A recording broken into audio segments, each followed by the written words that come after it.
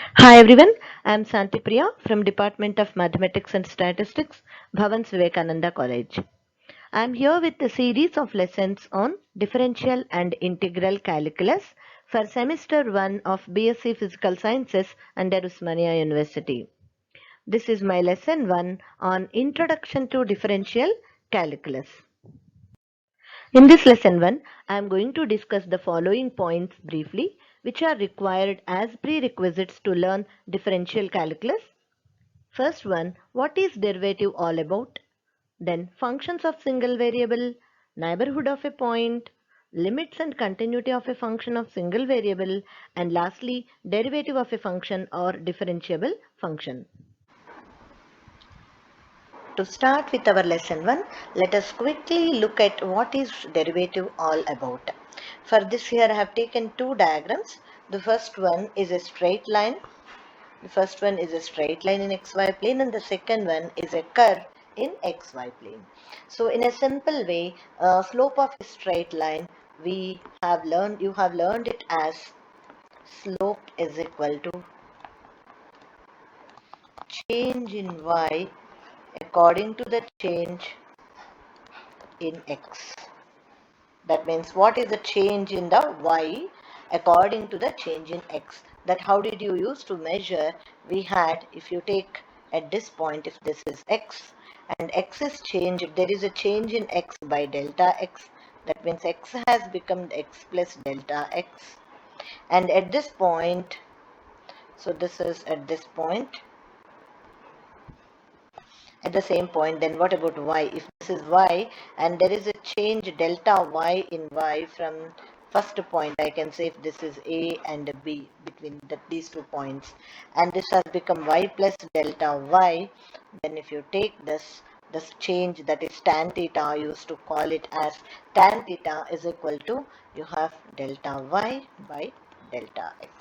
So in simple term, you have learnt about slope of a straight line as delta y by delta x. But if you observe a curve, will it be the same? At this point, it's a slope. At this point, it's a slope. If you take it as a and this is b, it cannot be the same because you can see, suppose I take c here, its inclination is very high. So it's a slope at c, it's a slope at b, it's a slope at a, will not be the same throughout a curve. Then how do we measure it? How do we measure it? For that, so let us just take one a real-time example. Suppose you are, this is horizon, you are observing the horizon. So this is horizon with the sun, and then you are standing at the beach. You're standing at the beach and you are observing the horizon. How does horizon look for us? We look at horizon as a straight line always. But is it really a straight line? No, it's not a straight line. That is, suppose if this is the earth and your horizon, where what you are observing is at this point, and you are standing at here, and then at this shorter distance you observe this horizon as a straight line, but in reality it is not a straight line, it is a curve. So the same concept we use, this simple concept we observe and we use it to measure, to talk about the slope at any point, at a given point of a curve. Suppose I have taken here a point, one point, I will take it on the curve. If this is at this point, I want to measure the slope. The same thing we'll apply it for the curve, whatever the example, like reality we have seen for the horizon. So let me take a point P and let me take a smaller portion of the curve, and here this is another point, and I'll take here, like how I took the for the straight line, I'll take a slope triangle and I'll mention that this is for me, this is delta x, and this is delta y, assuming this as a straight line, because as we observe horizon as a straight line from the near point on the earth. The same way from this point and this point, from this point and this point, suppose if it is a straight line, so according to the previous straight line notation, we'll have the same concept, that is slope at P. For this also, it should be for us delta y by delta x. That how can we make it a reality? That means because this is not a straight line. So when will it become a straight line? Like when will it be nearest to a straight line? When you make this change delta x as small as possible. That means as you come closer and closer and closer, then this distance will become that distance from those two, like that point, will look at as a straight line. So what do you mean by making this delta x very smaller? That is nothing but making delta x very smaller is nothing but delta x tending to 0. So here we apply the concept of limit. So when you make this delta x limit of this, whatever you have here, limit for this delta y by delta x, as delta x tend to 0, that means then that becomes a straight line, and this will become slope at P on given curve. And this one, whatever you take here, so this we call it as derivative. So limit delta y by delta x as delta x tends to 0, this we call it as dy by dx. So when in particular, if we take y to be a function of x, y to be a function of x. Now let us redraw again the diagram. So let us redraw the diagram.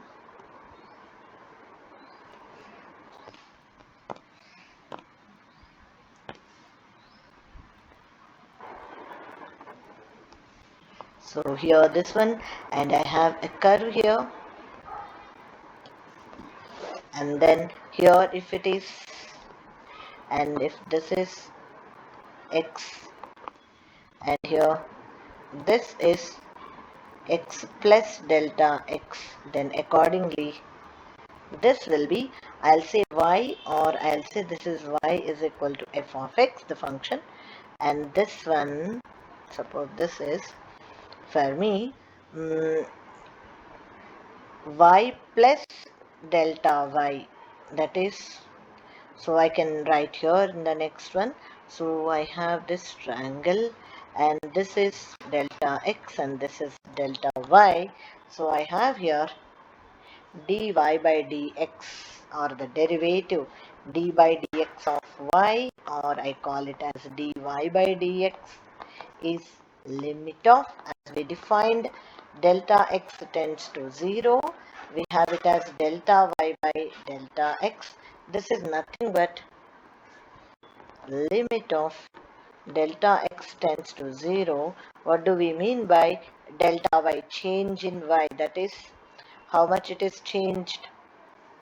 F of, so this is x plus delta x minus f of x by x plus delta x, change in x, minus x. So this is the definition, or you can say understanding about what all about derivative, and you call it as derivative, you call it as derivative of the function y is equal to f of x with respect to the variable x. That means here, since y is a function of x. Now let us look at functions of single variable. First, as a definition, a function f is a rule that assigns to each value of a variable x one and only one value f of x, and that is written as y is equal to f of x. When I say y is equal to f of x, there are two variables. The first one is the x, which is independent variable, and the second one is y, which is a dependent variable. So when we look at as Venn diagrams, so let me take here, this is the domain where we take the independent variable x, and let this be the codomain where we get its images, that is f of x. Then a function, what is a function f? This is a rule which gives us for each value x one and only value, one value f of x, that is a unique value f of x, and it is written as y is equal to f of x. Then we call this as a function of single variable. Why is it a single variable function? Because the domain has only one variable x, and here the independent variable is the input that we give, and the dependent variable y, which we can consider it as the output. Let us look at few graphs of single variable functions. So graphs of single variable functions are curves in xy plane, two-dimensional plane. Why is it two-dimensional plane? Because y is a function of a single variable x. That means totally there are two variables. X is independent variable and y the dependent variable.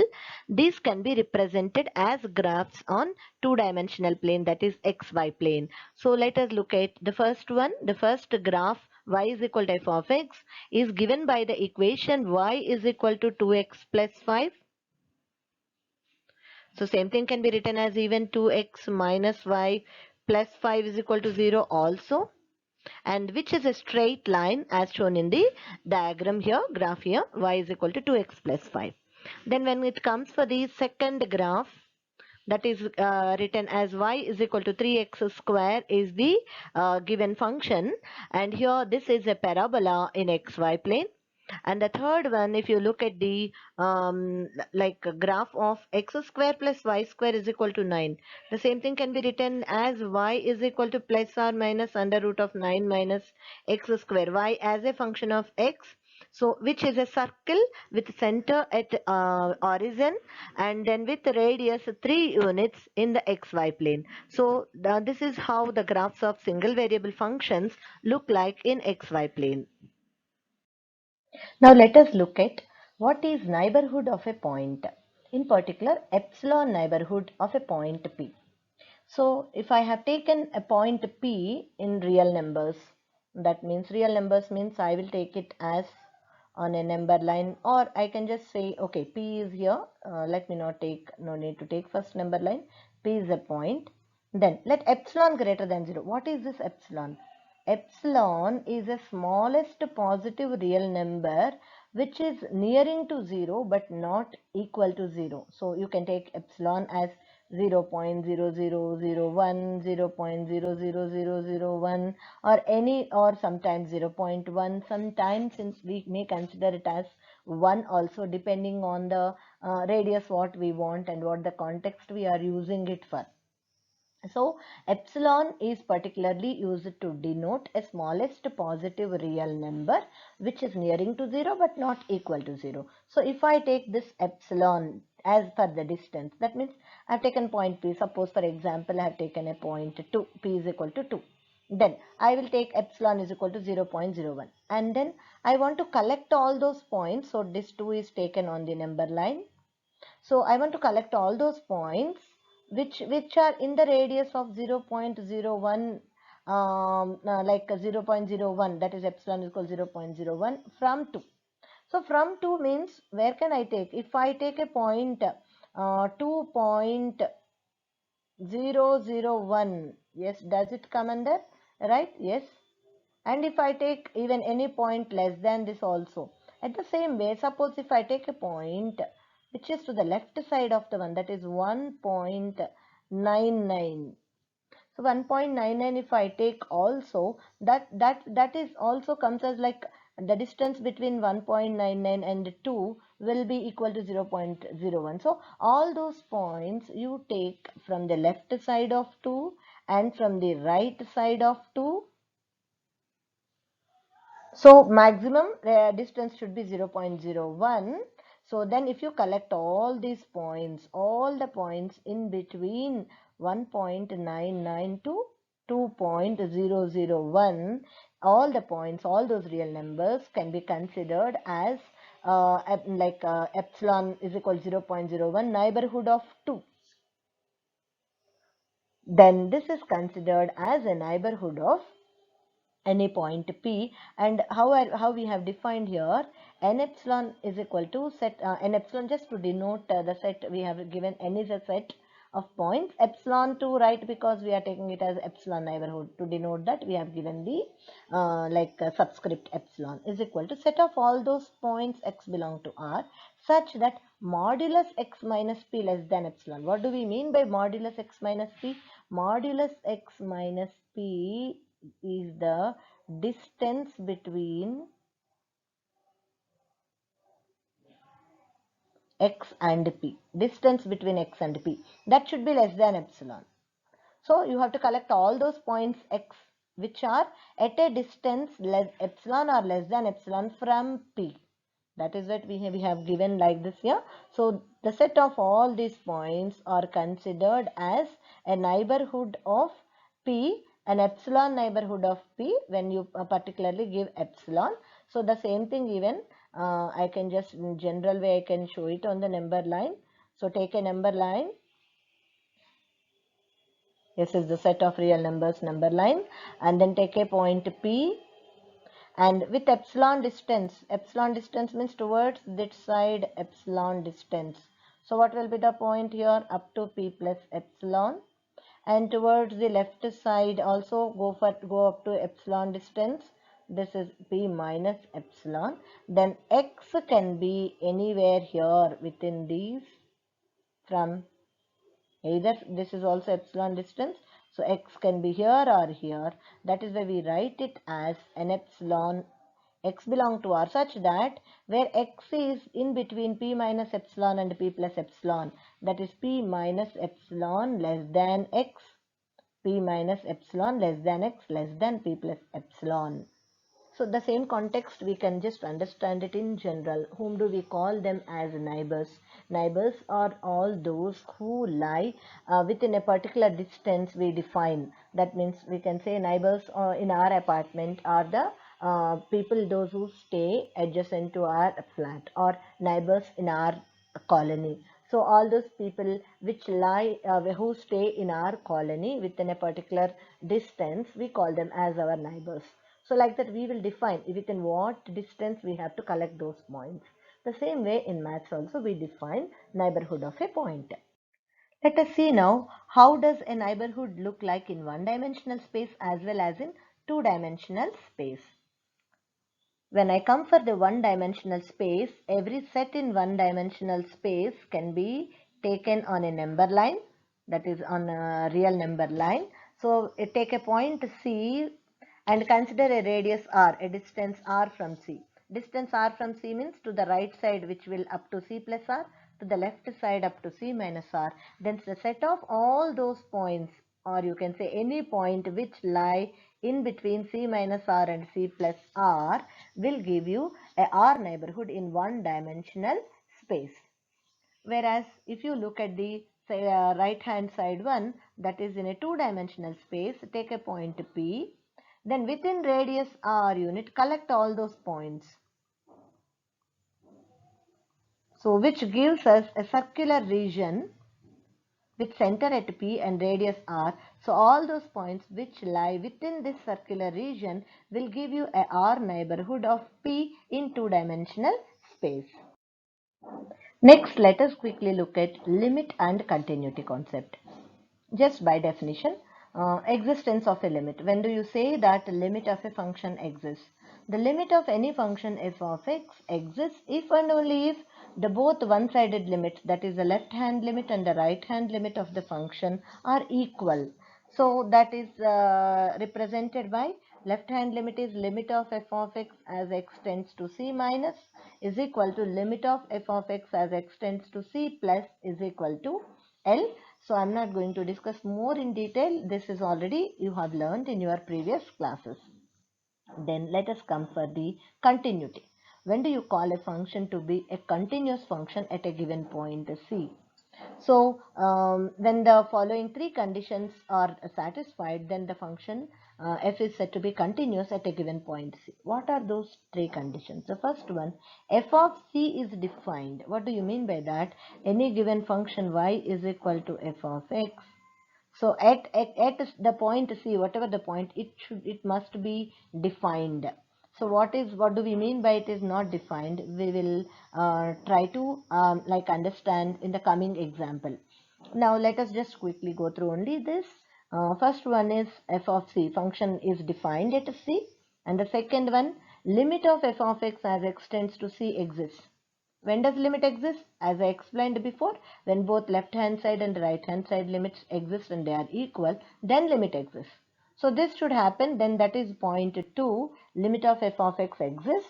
And the third point is this limit of f of x as x tends to C and the value of f at C, that is f of C, must be equal. That is limit f of x as x tends to C is equal to f of C. When all these 3 points are satisfied, then a given function y is equal to f of x is said to be continuous. Let us look at an example of a continuous function.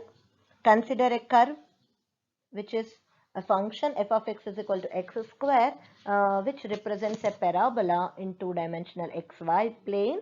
And the domain of this function, domain means what values you can take as input for x, is a set of real numbers, that is minus infinity to plus infinity. R is equal to minus infinity to plus infinity, all the real numbers which we mean by.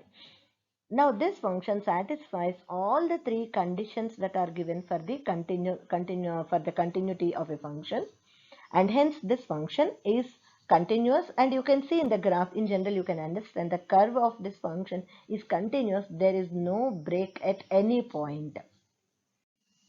On the other hand, if we look at another example, what is that function? I will take a function which is f of x is equal to 1 by x minus 1. Just first, without looking at the graph, suppose what happens if I take x is equal to 1. If I take x is equal to 1, 1 by 1 minus 1 is equal to 1 by 0, which is not defined, which is undefined. That what do you mean by that? This function f of x is not defined at 1. So what are the three conditions for a limit of a function? Continuity, f of c exists. And the next one, limit of f of x as x tends to c exists. And the third one, limit of f of x as x tends to c must be equal to f of c. Whereas in this case, if you take c is equal to 1, this f of c does not exist. This f of c does not exist, that is f of 1. So at x is equal to 1, this function is not defined. So we call it as a discontinuous function, or we say that this function has discontinuity at x is equal to 1. Now look at the graph. You can see when x is equal to 1, the curve is taking in two parts, like it is a set of two curves. When you give the input x is equal to 1, the function is not defined. There are no points when x is equal to 1. It is not at all defined at x is equal to 1. That means this function is discontinuous at x is equal to 1. Here we can see on a single graph both continuous and a discontinuous curve. How do they look like? The left hand side one, which is a continuous curve, there is no break in between. The graph of the curve gives you a continuous curve without any break. And the right hand side, when you have a curve which has a break in between, this is called as a discontinuous curve. So this function, the right hand side one is discontinuous, and the left hand side curve, which is represented by any function, is a continuous function. And now the last point in this lesson, as well as the the point which is needed for the continuation of the present topic, differential calculus, and that is the derivative of the function f of x, y is equal to f of x, or you can say differentiable function. So let us look at the graph. Take a function y is equal to f of x. Here it is taken y is equal to f of x is a curve which is represented by a curve. You can see here y is equal to f of x. Right. Then I have taken here a point, 2 points P and Q on the curve. At P, suppose the input is x, then its a corresponding image is f of x. And then suppose I have x is changed from x to x plus h. That means how much x is changed by h units x is changed. So it has come to x plus h. When x is x plus h, then y is f of x plus h. Right. Then what is a change in x is h. Then corresponding to this change, what is the change in y? F of x plus h minus f of x. This is f of x plus h. From f of x to f of x plus h, there is a change. So the change in y is this. This is change in y. Change in y. And this h is change in x. Then consider the ratio change in y by change in x. Change in y by change in x. Now, if I want to find out the rate of change, at what rate it is changing, then what do I have to take the ratio change in y by change in x? Now, I want to observe this change at a smaller distance of point. That means if I make this q, whatever q is very much nearby to p, that means as q is reaching P. So when will Q reaches P? As H tends to 0. So if you make the change in X as 0, as small as possible, then you have H tends to 0, and that means apply limit of change in Y by change in X as H tends to 0, which gives us the rate of change, which is called as the derivative of the function y is equal to f of x at a point P. Now the same thing let us look at as a definition. So for y is equal to f of x, we define the derivative of f at x denoted by f dash x to be f dash x is equal to limit of h tends to 0. What is that limit? F of x plus h minus f of x, which is nothing but change in y, and then by h, this h is nothing but change in x. Then if this limit exists, then we call that this limit is the derivative of at f at x, and such that if this limit exists at every point a, if f dash a exists for every a, then we say that f is differentiable at a. This is what the definition of derivative, or we call the differentiable function y, or a derivable function y at a given point a, or in general if at every point a in the domain, if at every a in the domain, if the function f is derivable or differentiable, or the derivative exists, then we say that that function f is a differentiable function or a derivable function.